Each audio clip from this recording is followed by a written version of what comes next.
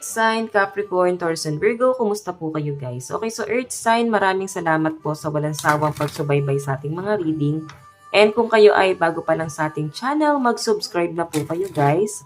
And i-click mo na rin yung ating notification bell para lagi po kayo guys updated sa ating mga bagong upload. Tignan natin Earth sign, ano ba ang inyong gabay? Earth sign, Capricorn, Taurus, and Virgo.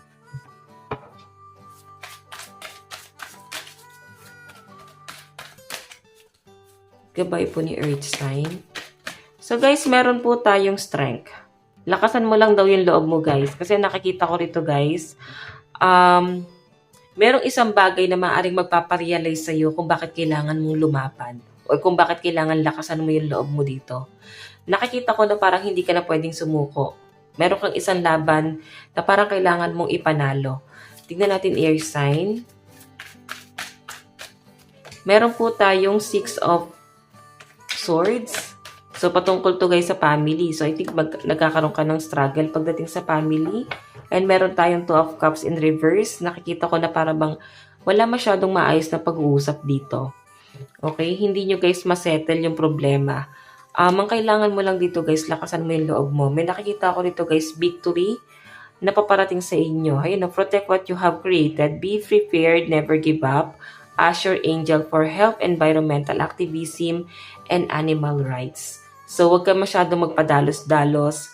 Kung meron kang isang problema na kinakaharap ngayon, pwedeng grabe yung conflict. Ang sinasabi rito guys, huminahon ka. Okay? Protektahan mo rin syempre yung sarili mo dahil nandun ka na sa point na hindi ka na pwedeng sumuko.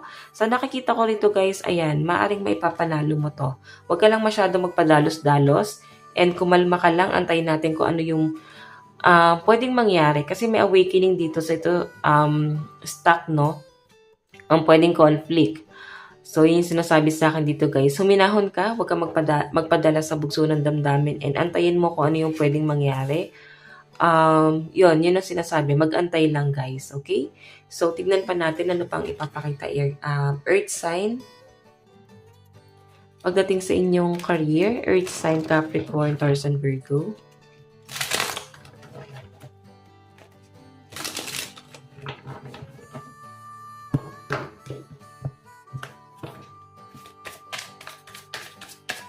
So, Earth sign, meron tayong the Tower. So, maaring napapabayaan mo na yung career mo or pwedeng business to guys na maaring hindi ka na makapag-focus sa dami ng iniisip mo. Okay?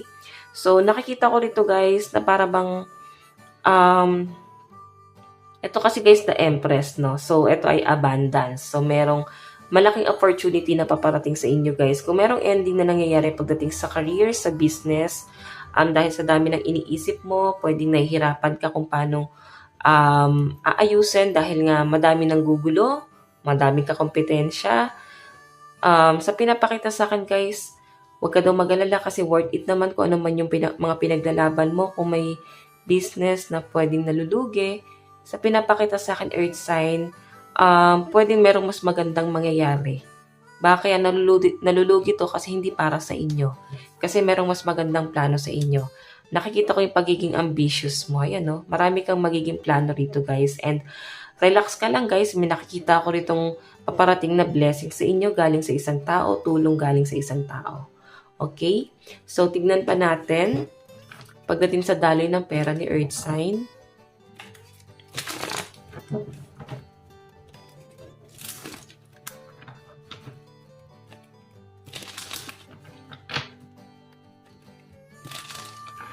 Daloy ng kaperahan po ni Earth sign.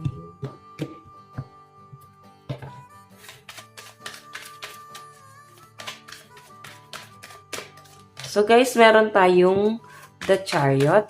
Ang bilis maubos ng pera ni Earth sign dito. So I think kailangan mo ng tulong. Sa pinapakita sa akin, may tulong naman na paparating sa inyo. 7 of Clouds, I think dahil nga sa dami ng mga inaayos mo, pinaprocess mo, pwedeng umaakyat siya guys sa korte. Siguro meron kang inaayos or pinaprocess na custody. Pwedeng property na maaaring umaakyat guys sa korte. Oo, mga legal issue sa pinapakita sa akin. Para bang Hindi ka na pwedeng sumuko dyan, guys, since nandyan ka na, and malaki naman, guys, din yung makukuha mo rito. So, parang sumugal ka sa isang bagay na hindi ka sigurado, pero dahil nandyan ka na, ipapanalo mo. Okay? Ayan, no, security. May ipapanalo mo to, guys. So, nakikita ko, guys, kahit na ang daming problema ng mga earth signs sa pinapakita sa akin, guys, nakukuha mo pa rin tumawa. Lalo na, guys, problema sa pinansyal. Okay, so tignan pa natin pagdating naman po sa inyong love life.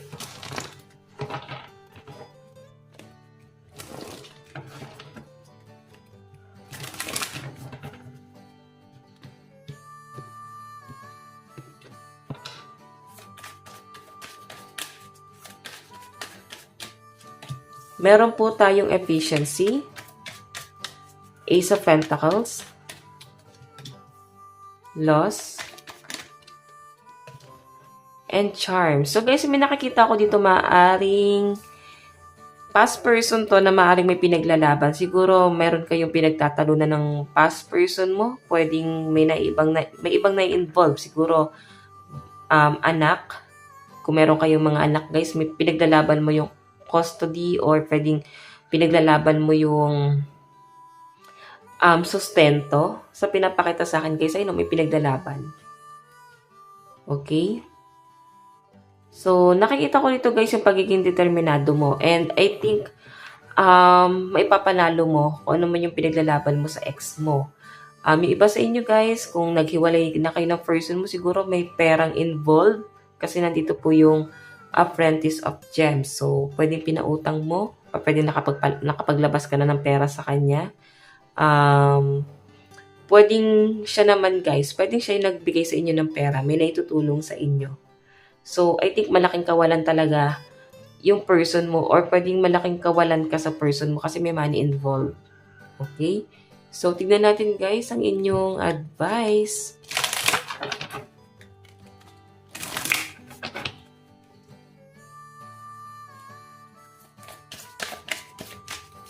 Meron tayong frequency. So, kailangan mo daw gamitin ang power mo dito. Kailangan mong bumoses, ganyan. Or kailangan mong mag-voice out. Protection, ayan no. Pero syempre, guys, ang kailangan mo lang gawin dito, magbigay ng advice. And, syempre, kailangan mo protektahan din yung sarili mo. Okay? And, kailangan aralin mo yung mga sasabihin mo. Kasi parang gamit na gamit ang boses mo dito, guys. Kung meron kang mga inaayos, pinaprocess, no? Ayun, no, kailangan mo protektahan yung sarili mo dito, guys. And kailangan alam mo yung boundaries mo. Kung hanggang saan ka lang. And alam nyo, guys, yung ad hominem. Kung may mga tao kang nakakaaway, focus ka lang doon sa pinagtatalunan. Okay? Huwag na tayo masyadong lumawak pa. So, yung emotion, guys, kailangan dyan, guys, ay ikimkimin mo muna yung emosyon and focus ka lang sa kung ano yung pinaglalaban mo. Or ano yung ipaglalaban mo ngayon.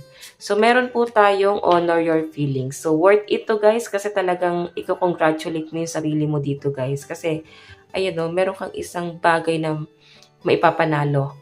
Okay? So, guys, ang lucky number mo is 38 and 8. Ito lang naman po ang inyong reading. Hanggang sa muli, God bless and love you. Bye-bye po!